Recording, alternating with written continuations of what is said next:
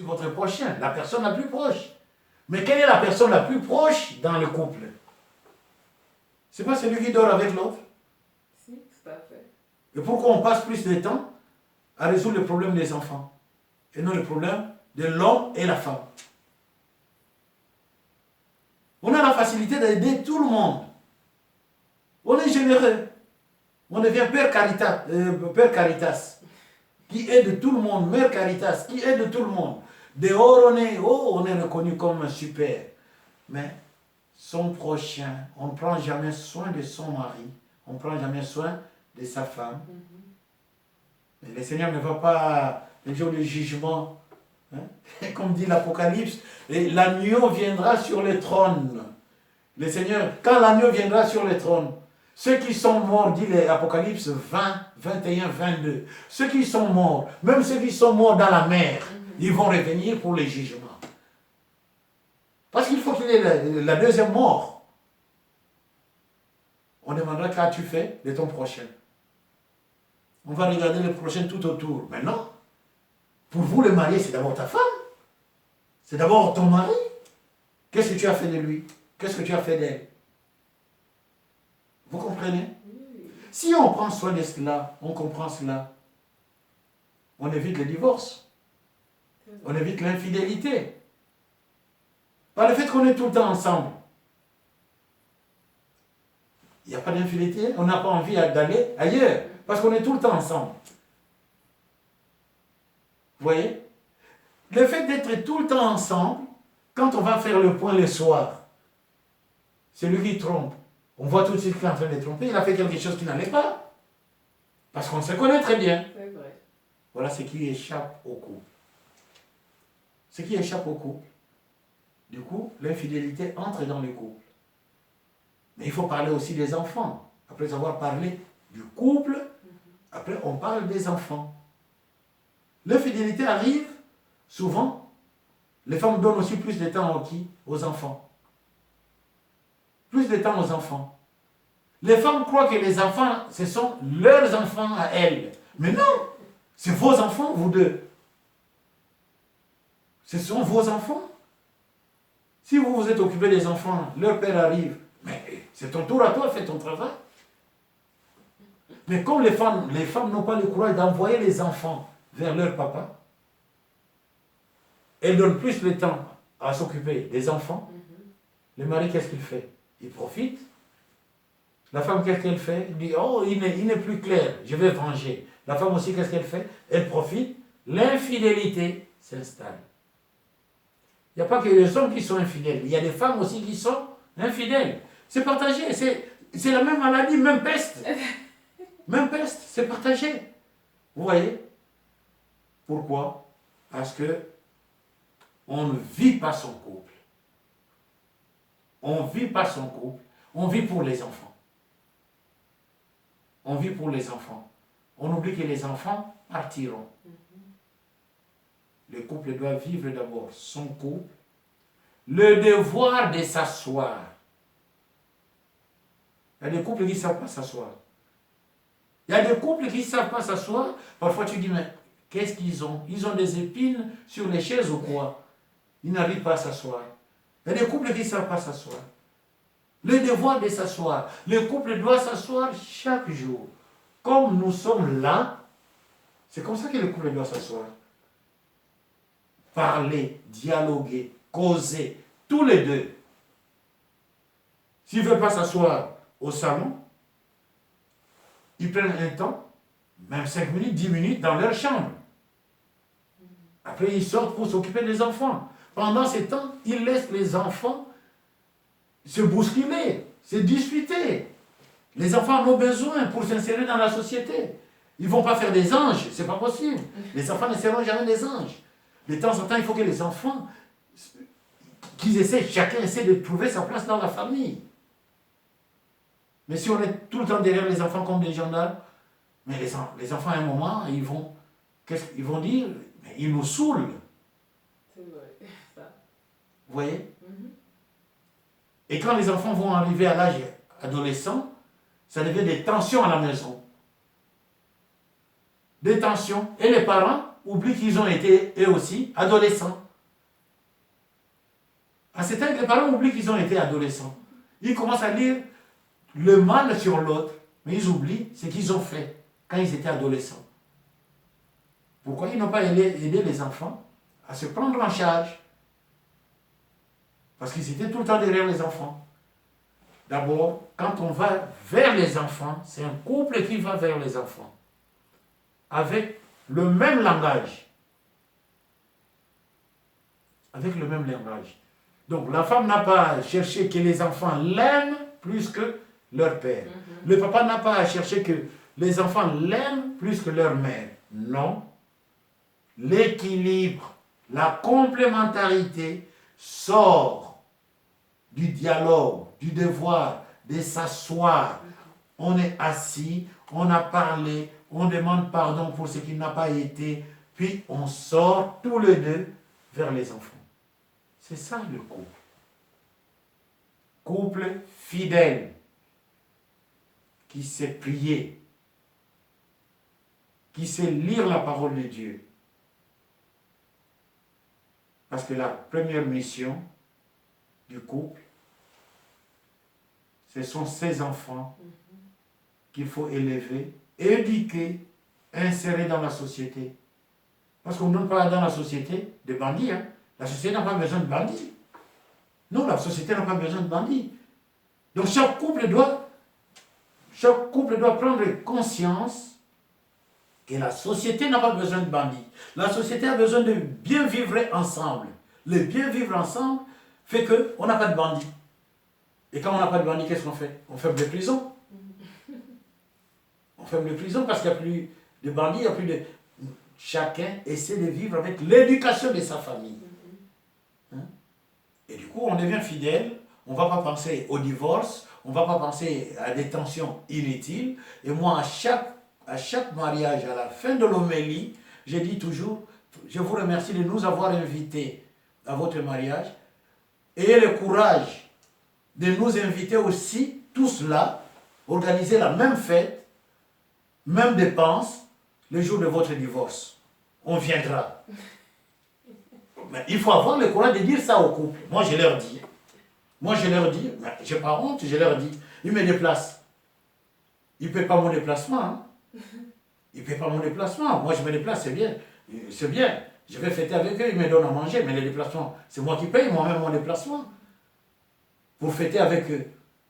Mais il faut qu'ils aient le courage de dire, on a déplacé des gens, nous devons être sérieux. Et si c'est pour nous amuser, bon, on aura le même courage pour faire des cartes et envoyer aux mêmes personnes des cartes pour dire, venez assister à notre divorce. Voilà, c'est ça, le devoir de s'asseoir pour être fidèle. Merci mon père. À présent mon père, je voudrais que l'on parle dans le cas où les deux fiancés qui veulent se marier sont de confessions différentes. Est-ce que c'est autorisé dans la religion chrétienne de se marier avec quelqu'un d'une autre confession? Et aussi, il y a le cas où le partenaire qui est d'une autre confession souhaite que le mariage soit célébré dans sa confession à lui. Que doit-on faire dans ce cas-là? Il y a deux questions. La première question, le mariage d'une personne chrétienne, je précise chrétienne, mais catholique, avec une personne qui n'est pas catholique. Oui, il faut aller voir le curé. Le curé va enregistrer le couple. Le couple va recevoir sa formation. C'est au curé de faire des démarches qu'on appelle dispense. Donc c'est la partie catholique qui reçoit les sacrements. Qui reçoit les sacrements. Si celui qui n'était pas catholique se convertit, parce qu'il doit accepter que la partie catholique doit continuer à vivre sa vie catholique, il doit accepter que la partie catholique, il ou elle, doit accepter que la partie catholique doit éduquer avec lui ou avec elle les enfants conformément à l'éducation et à la foi catholique. C'est la foi laissée par les apôtres. Hein? Les mariages se célèbrent. Bon, ça peut arriver en accompagnant, et il change. Il dit, bon, voilà, moi je vous accompagne tout le temps à l'église, je demande à devenir aussi catholique. Ça peut arriver. Mais le jour du mariage, c'est la partie catholique qui reçoit le mariage. Le dossier, c'est les curés qui montent les dossiers administratifs. C'est le curé qui fait toutes les démarches auprès, avant que cela n'arrive à l'évêque. Dans l'église catholique, il y a des instances qui s'occupent des dossiers des mariés. Et en France, tout est centralisé à Paris, pour que chaque diocèse ait des repères. C'est là où il y a des canonistes, c'est là où il y a une équipe qui s'occupe des dossiers des mariés, qui dit, bon voilà, et l'autre partie n'est pas catholique, comment on va répondre. Et du coup, ça facilite le travail pour les curés. Ça facilite le travail. Il a monté le dossier, il a envoyé le dossier. Il attend la réponse. Ça facilite le travail. Mais mon père, dans le cas où le partenaire qui n'est pas de religion catholique veut que le mariage soit célébré dans sa religion, qu'est-ce que le catholique doit faire en fait? Que le mariage soit célébré dans sa religion, il faut que ce soit d'abord un sacrement. Parce que chez les catholiques, j'ai dit bien, c'est un sacrement. Dans le christianisme, on parle des sacrements. Mais si on va ailleurs, si c'est un sacrement, bon, ça va. Si ce n'est pas un sacrement, c'est qu'il y a quelque chose qui manque à la partie catholique. Oui, c'est vrai. Parce qu'il ne faut pas s'engager 2 fois pour un contrat. On a déjà fait un contrat à la mairie. Il ne faut pas s'engager 2 fois pour un contrat. On s'est engagé pour un contrat, on a expérimenté la maturité qu'on a, on a dit, bon, vraiment, ce contrat peut devenir un sacrement. C'est vrai. Je vous remercie, mon père. Maintenant, mon père, je voudrais qu'on prenne le cas de la famille dans laquelle le mari, par exemple, est très absent et la famille du mari est très très présente dans la gestion du couple et l'homme est le plus souvent dans sa famille plutôt que dans le foyer. Comment est-ce que la femme peut réagir face à cette situation? Ah, merci pour cette question. Mais là, vous parlez des hommes. Il y a des femmes aussi qui font ça. Il n'y a pas que des hommes. L'équation doit être équilibrée. Bon, il y a des femmes aussi qui font, oui. Je respecte votre exemple. L'équation doit être équilibrée. Il y a des femmes qui le font aussi. Il y a des femmes qui le font. Vous arrivez, il y a des hommes qui ne savent plus comment arriver, qui ne savent plus comment se reposer chez lui parce que la maison est remplie par la famille de la femme. C'est vrai. Il y a des hommes qui ne savent même plus comment enlever la chemise pour prendre de l'air. Parce que il y a la belle-mère qui est là, il y a le beau-père qui est là, il y a des beaux-frères qui sont là. Vous voyez? Moi je dis, c'est que le mari ou l'épouse n'a pas compris pourquoi il s'engageait au mariage. Parce que quand on se marie, c'est 2 personnes qui se marient. Mais les 2 personnes oublient que cette alliance, c'est une alliance qui s'étend. Les 2 familles entrent dans l'alliance. Du coup, la famille de l'homme devient la famille de qui? De la femme. La famille de la femme devient la famille de qui? De l'homme. S'ils sont vraiment une seule personne, il ne faut pas que l'autre famille sente le vide de leur fils ou de leur fille. Parce qu'ils sont complémentaires. Il faut chercher toujours à combler le vide. Et c'est là où on dira, ça c'est un couple qui a compris son mariage et qui témoigne de son mariage. il faut parfois avoir le courage, l'homme doit avoir le courage d'envoyer, au lieu d'aller tout le temps dans sa famille, d'envoyer sa femme dans sa famille. La femme doit avoir le courage d'envoyer tout le temps son mari dans sa famille. Tout le temps. Parce que celui qui arrive dans l'autre famille arrive avec un regard extérieur. Découvre ce que le propre fils ou la propre fille de la famille n'a jamais découvert. Ça devient sujet de dialogue. C'est vrai. Ça aide l'autre à mieux connaître sa famille. Si on est tout le temps dans sa famille, tout le temps dans sa famille, c'est l'immaturité conjugale. L'immaturité conjugale. On a choisi de quitter sa famille pour fonder une famille. Quand on va de l'autre côté, mais pas tout le temps, à moins que les parents soient malades.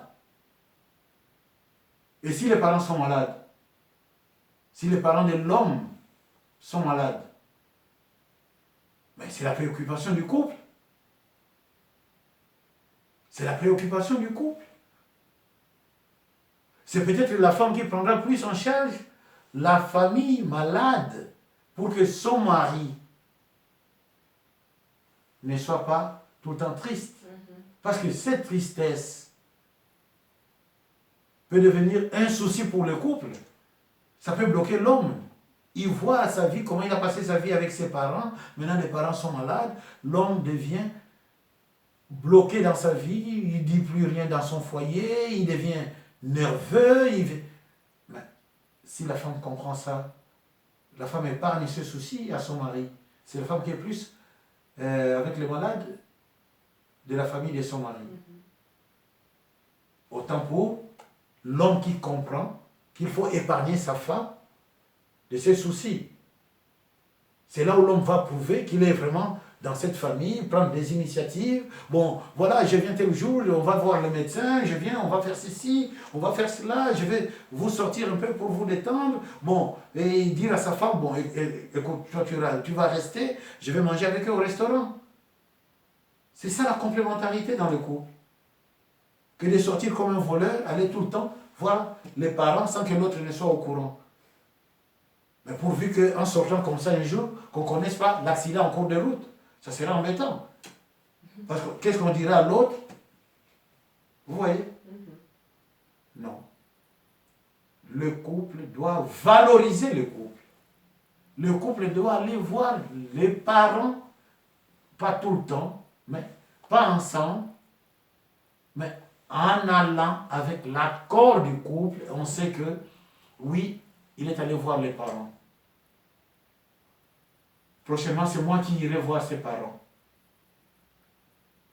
Et comme ça va éviter les problèmes dans le couple.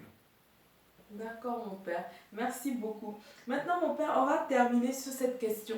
Est-ce que vous pouvez nous donner des clés pour gérer les moments de crise dans le foyer? Et aussi, on veut savoir comment perfectionner son mariage. Perfectionner son mariage, ça c'est trop moral. Le mariage n'est pas centré sur le bien et le mal. Moi, je dirais comment sanctifier son mariage. Le mariage, c'est le lieu de sainteté. Parce qu'on a appelé Dieu le jour de son mariage. Dieu est 3 fois saint, dit Isaïe. Et le jour de son mariage, on a chanté 3 fois saint, saint, saint le Seigneur. Le mariage est sanctifié. Comment sanctifier chaque jour son mariage? Et là, je donnerai les clés.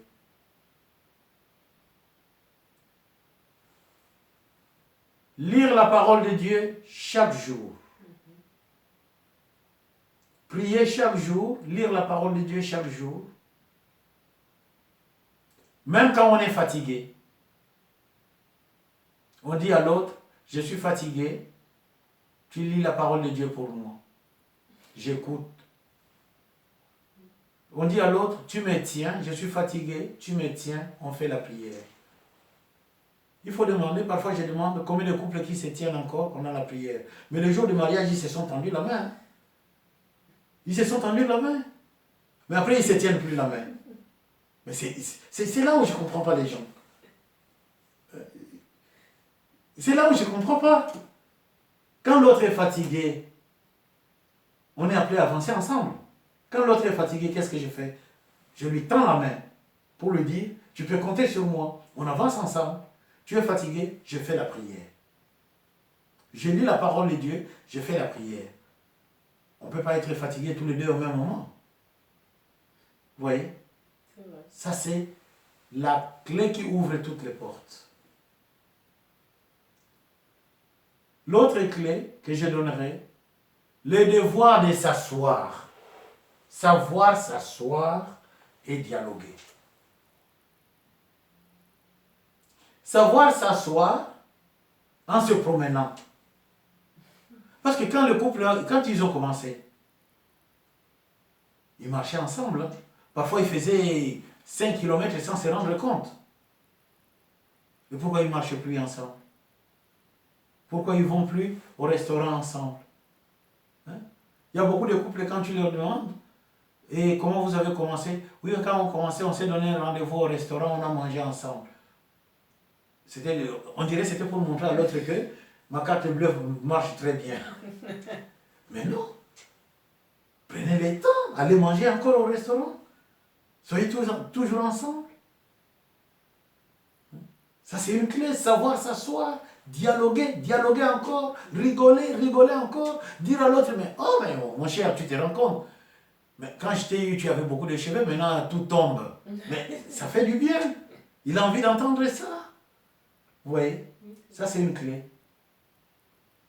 Une autre clé, ne jamais parler du mal de son mari ou de son épouse. Jamais.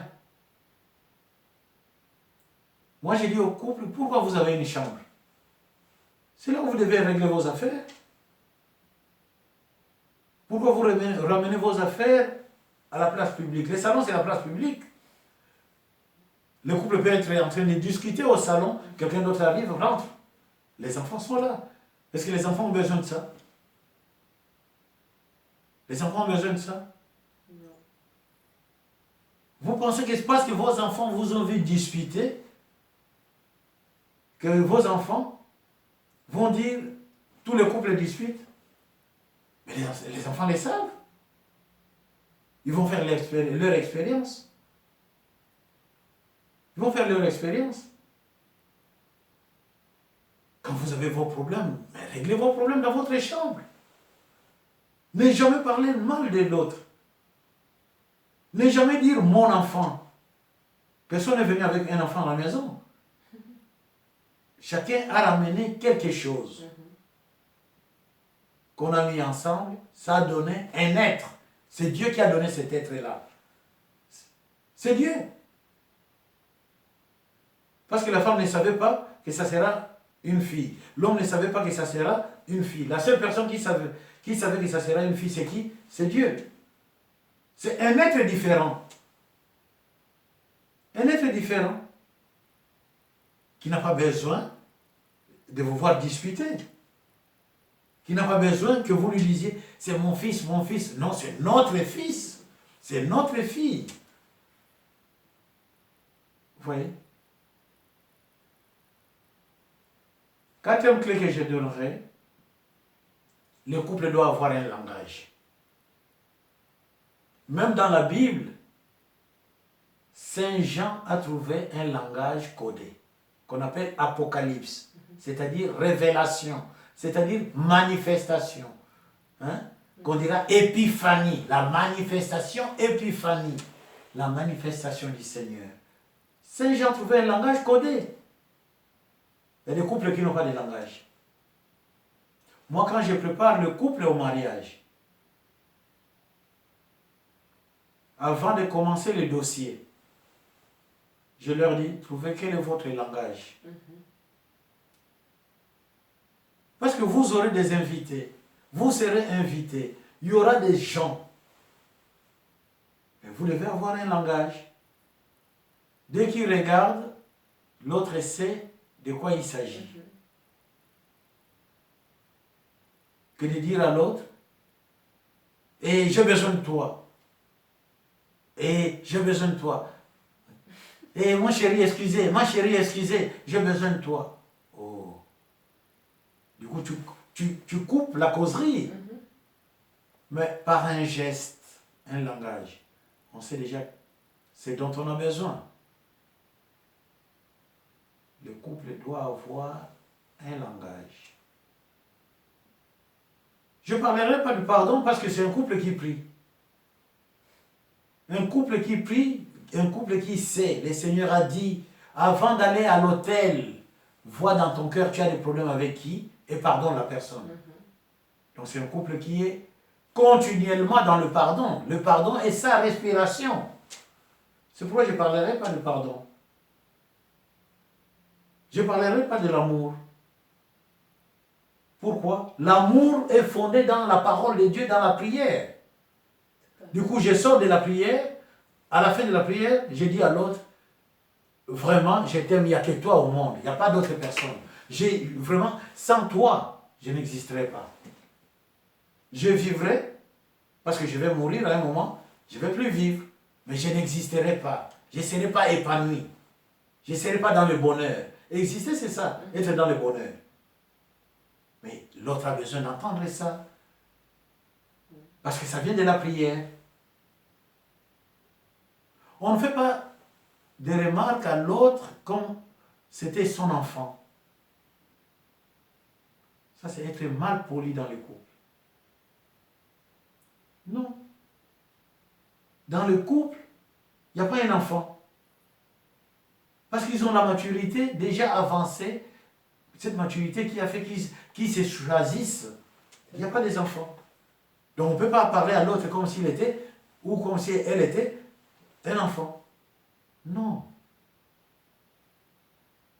Le respect, c'est par votre respect que je saurai que vous vous aimez. La manière de valoriser l'autre dans le couple, c'est le véritable témoignage qui fera que le couple a accepté d'être couple pour aider Dieu dans sa mission. S'il n'y avait pas la mission de Dieu, bon, ils s'arrêteraient à la mairie, hein, ça serait intéressant. Mais comme ils ont accepté la mission de Dieu, il faut qu'ils aillent jusqu'au bout, transmettre, être au service des autres, parce que le couple, c'est une église. Ils ont déjà accepté d'être ministres de leur sacrement. Nous remercions notre invité de ce soir d'avoir répondu à vos questions sur le mariage. Et nous vous souhaitons une belle réflexion et un discernement profond sur ce sacrement. Vous pouvez retrouver toutes nos émissions sur notre chaîne YouTube ou sur le site kerygmaradiotv.com. À bientôt dans votre émission préférée. Merci beaucoup. Merci mon père, à Merci bientôt. beaucoup. À bientôt.